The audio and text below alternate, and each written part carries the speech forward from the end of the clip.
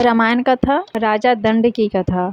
महर्षि अगस्त्य से श्वेत की कथा सुनकर श्री रामचंद्र ने पूछा, मुनिराज कृपया यह और बताइए कि जिस भयंकर वन में विदर्भ राज श्वेत तपस्या करते थे, वह वन पशु पक्षियों से रहित क्यों हो गया था। रघुनाथ जी की जिज्ञासा सुनकर महर्षि अगस्त्य ने बताया, सत्युग की बात है, जब इस पृथ्वी पर मनु के पुत्र इक्ष्वाकु राज करते थे।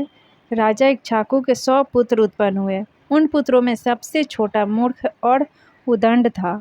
इक्ष्वाकु समझ गए थे मंद बुद्धि पर कभी न कभी दंडपात अवश्य होगा, इसलिए वे उसे दंड के नाम से पुकारने लगे। जब वह बड़ा हुआ तो पिता ने उसे विंध्य और शैलव पर्वत के बीच का राज दे दिया। दंड ने उस स्थान का नाम मधुमंत रखा और शुक्राचार्य को अपना पुरोहित बनाया। एक दिन राजा दंड भ्रमण करता हुआ शुक्राचार्य के आश्रम की ओर जा निकला। वहां उसने शुक्राचार्य की अत्यंत लावण्यमय कन्या अर्जा को देखा। वह खुश होकर उसके साथ जबरदस्ती करने लगा। जब शुक्राचार्य ने अर्जा की दुर्दशा देखी तो उन्होंने शाप दिया कि दंड 7 दिन के अंदर अपने पुत्र सेना आदि सहित नष्ट हो जाए। इंद्र ऐसी भयंकर धूल की वर्षा करेंगे जिससे उसका संपूर्ण राज ही नहीं पशु पक्षी तक नष्ट हो जाएगा।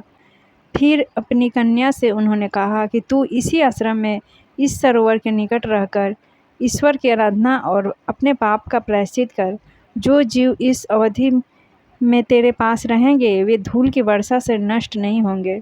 शुक्राचार्य की शाप के कारण दंड, उसका राज और पशु पक्षी आदि सब नष्ट हो गए। तभी से यह भूभाग दंड कारण्य कहलाता है। यह वृत्तांत सुनकर श्री राम विश्राम करने चले गए। दूसरे दिन प्रातः काल में वहाँ से विदा हो गए। एक और अच्छा कहानी लेकर आऊँगी मैं, और मेरे वीडियो को लाइक शेयर, चैनल को सब्सक्राइब जरूर कीजिए।